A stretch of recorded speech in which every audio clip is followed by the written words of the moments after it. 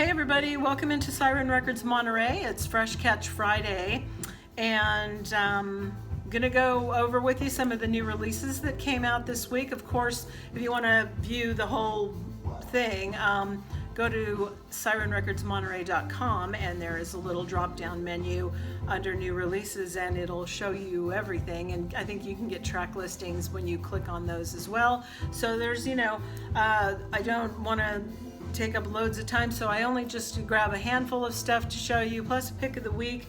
Other than that, I am still doing it with this crazy big bottle of water every day, and I don't know if it's doing me any good or not, but I'm still at it. So that's kind of what I'm doing. Other than that, business as usual over here. We're shipping out a lot of items, and we're doing curbside pickup at this point, and they've pulled back again about what's okay and what's not okay, but we are continuing with our mail order service. So anyway, my pick for you this week is this Fiona Apple Fetch the Bolt Cutters. Now originally this came out in April at the start of COVID, on digital formats. It's finally on vinyl. It's here for you now. This is her 5th studio album, and she hasn't had anything out since 2012. Typically, Fiona Apple takes long breaks between projects, and she's got an extremely loyal fan base, and they always wait for her because of, she delivers. And this was recorded from 2015 to 2020, so it took 5 years to record this, and a lot of it was recorded at her home, and she lives in Venice Beach, California. This is really an album that's really rooted in experimentation. It's a very percussive album. I believe that she was talking about her voice, not really trying to make it sound pretty, but just using it more like an instrument itself. So there are traditional instrumentation, going on here. There's piano, drums, but there's all kinds of percussive background things going with found objects and just things that are, not really instruments. I think I had read in an article that actually some of that percussion was done with the bones of her dog that had passed away. So, there's all kinds of things happening here. She's just experimenting with these. She describes it as percussion orchestras, and they're industrial-like rhythms contrasted against traditional melodies. It explores the freedom of oppression. She identified its core message as fetch the fucking bolt cutters and get yourself out of the situation you're in. And she got that quote from a TV show called The Fall. Anyway, the album also discusses her complex relationships with other women, bullying, sexual assault, but with all that heavy subject matter, this has still been referred to as one of her most humorous albums. So she also knows how to really kind of turn a phrase to take something dark and put a twist on it. So it's finally out on vinyl. You can get this on they're 180 gram with a digital download, either black vinyl or pearl vinyl. And so it's really a very kind of pertinent record in the time of COVID. So check it out, and that's here, and you can get those 2 different versions, either one that you fancy. Okay, next up, this is Arca, and this is called Kick I. That's an amazing album cover, isn't it? Just this is on XL Recordings, and Arca is one of the world's most transformative musical talents. She's from Venezuela. She had breakthrough EPs in 2012 called Stretch 1 and Stretch 2. She has created this body of work that draws from club music, experimental noise, and even ballad tradition of her native Venezuela. She has collaborated with Bjork, Kanye West, FKA Twigs. There is actually a track on here that has Bjork singing. It's very, very cool, very beautiful. She's what they're calling a Latinx non-binary trans woman, and she's redefined the role of the diva for a new generation. Her latest work is a series of upcoming works with its own sonic theme. For the first installment, Kick I, she pursues pleasure, dignity, and dance floor liberation by reflecting club music, reggaeton, and pop through her radical vision. Anyway, it's a real interesting record. It's probably a grower, because initially there's some parts of this that are kind of grating, but that Bjork track is stunning. It's really, really beautiful. It's just black vinyl, and there's no download with this or anything like that. So Arca, there it is. Okay.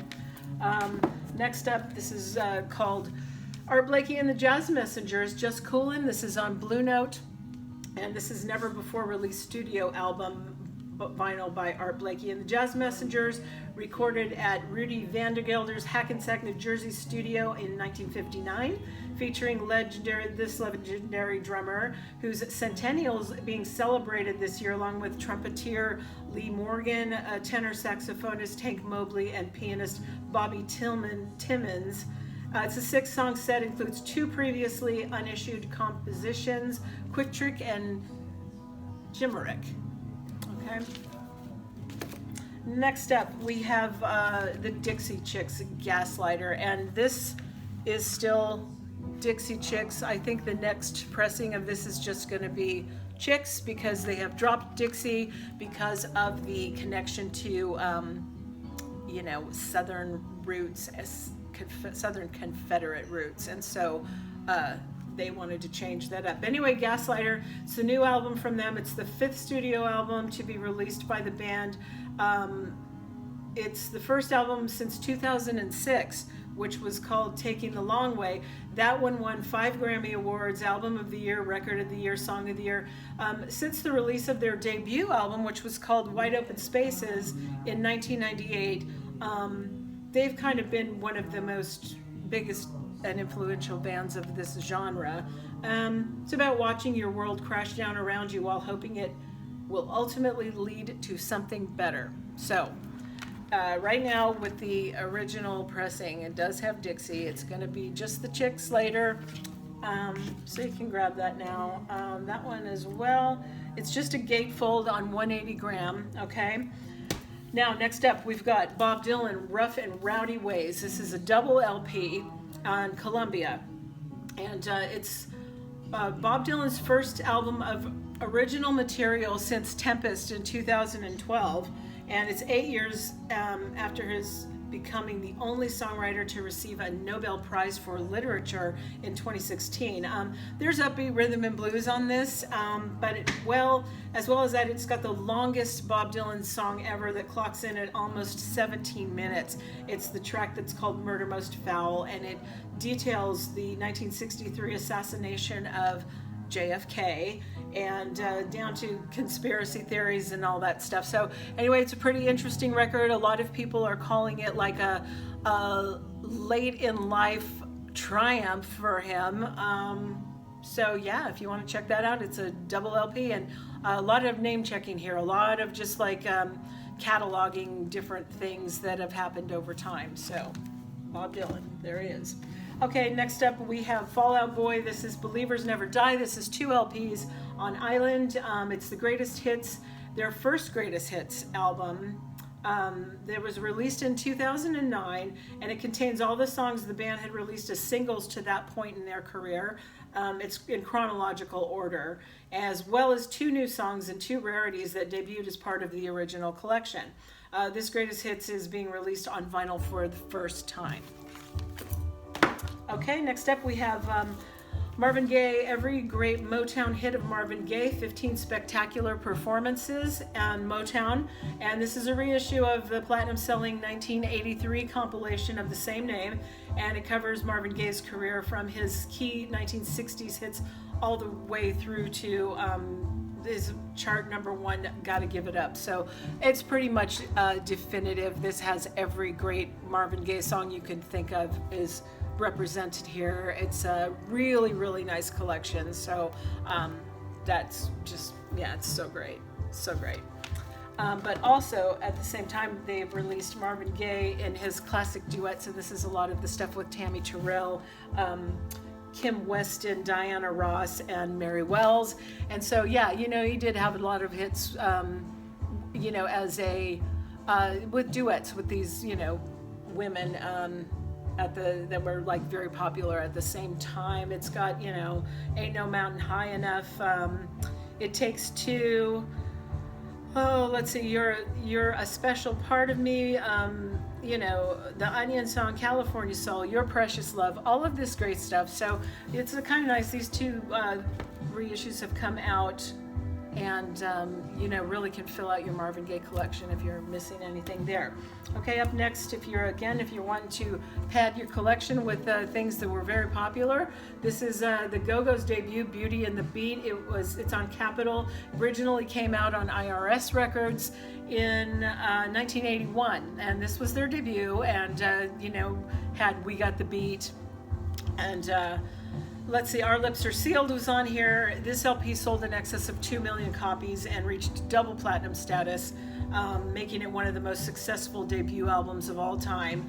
It's been critically acclaimed. It's described as one of the cornerstones of American New Wave.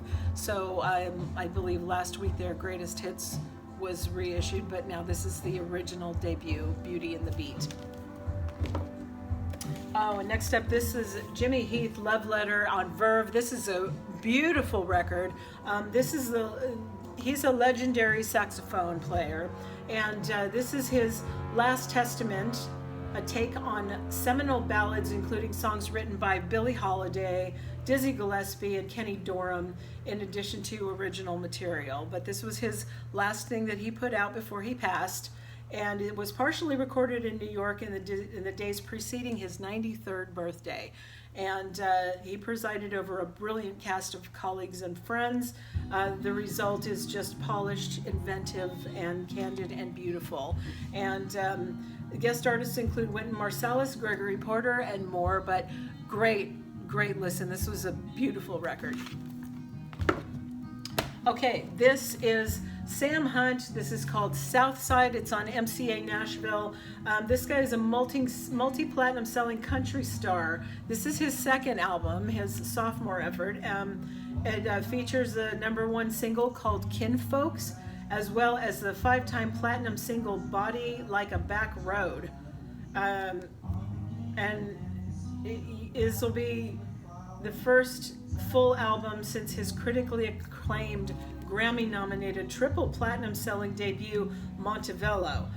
This includes a free 11x11 poster inside here. Okay, and then after that, we've got Jarvis Cocker, and this is called Jarv Is. It's just a pretty plain cover, so a little hard to see. But anyway, this guy, after such a legendary career as the frontman of Pulp and his own solo records, debuts his first full-length album since 2009. So he's got an ongoing live experience, he says, because life is an ongoing live experience. Now, this is not a live album. He's calling it an alive album. He's also, you know, he used to host a radio show on the BBC that was called Sunday Service, and it was like all house music, and I guess he gave that up last December, but I think that there has been, you know, it's been picked up various places. I think they were mentioning it on Sirius. I don't know if they've picked up the shows and are replaying them. I'm not sure, but you can hear these online too. Jarvis Cocker is like, you know, just a really creative and pretty dynamic force. He's been kicking around for a long time, but always like super creative. So I really liked this. Just independent store exclusive, pressed on clear orange vinyl. So that is here for you now too. All right, now next up we've got the Joy Division Closer reissue. This is the 40th anniversary limited crystal clear edition, and everybody knows what, you know, these great Joy Division albums were like. Closer is certainly a beautiful one too, but also in addition to this, I don't have them out here to hold up and show you, but they're the 12 inches of Transmission, Atmosphere, and Love Will Tear Us Apart are all 2020 remastered and for the first time available on 180 gram, okay? Okay, now we have an EP by Nick Lowe called Lay It On Me. And Nick Lowe is back. He is once again joined by his gang of masked musicians called Los Straitjackets. This limited edition EP has 2 new originals from Nick and a cover of Dorsey Burnett's Here Comes That Feeling. It was made famous by Brenda Lee. Anyway, this guy has great wordplay, very razor sharp lyrics, and I don't know, I really like Nick Lowe. He's always kind of another one that is just, I love his lyrics. He's pretty great. On the B side of this, it's the first track that he's ever produced in over 2 decades that wasn't one of his own. He used to produce Elvis Costello in the beginning of Elvis's career. He produced those first, I want to say, well, maybe like first 5 records, something like that. But anyway, Los Straitjackets are turning Shocking Blue and Bananarama's Venus into a surf rock staple. So that's pretty interesting to listen to as well. Just an EP. But I really liked that. I thought it was great. Okay, now this is Proto-Martyr, Ultimate Success Story, and this is on Domino, which is one of my favorite labels. Ultimate Success Story is the 5th studio album by this American post-punk Detroit band. Rather than, the rip-roaring breakneck speed of their earlier work, this one, to hear the songs are kind of like allowed to breathe and build more. It's maturity. It's like, musicianship. It's like taking kind of nice twists and turns. It's really, really a satisfying record. I'm pretty sure the way I'm listening to this guy's vocal, he's got to be kind of channeling Nick Cave or, was influenced by that. That's just my guess. But anyway, pretty interesting there. It's a limited edition blue vinyl and does come with MP3s. Okay, so the last one I'm showcasing for you here is the songs from Pocahontas on Walt Disney Records, and this is a picture disc. It's Celebrate the Colors of the Wind with this beautiful Pocahontas vinyl picture disc featuring images of the Powhatan Princess and classic favorites from the Disney animated film, including Just Around the River Bend and more. But anyway, these Disney picture discs always go, and that's why I figured that was worth a mention. Okay, so that's what, just a handful of things that came out. I know there was like a Pretenders album that came out today too. I'm just, grabbing you a handful, but do go to sirenrecordsmonterey.com. Do that drop down new release tab at the top, and you can really kind of peruse things and see like a lot more stuff that came out this week, and take your time and look at track listings and stuff like that. Okay, there is great stuff in the coming weeks coming out soon. So a lot of people, I'm guessing new releases have been a little thinner because I don't know that people have really got anything to put out or that. So yeah, it's a weird time again, it's just everybody's getting through it, but there are still some really good things coming along the way. I hope you found something here that you like and that you're into, and until next time, thank you for joining me, and let's all just keep it together as best you can. Let's flatten that curve so we can go outside again and have fun, okay? Hope you guys have a great weekend. I'll see you next time. Bye.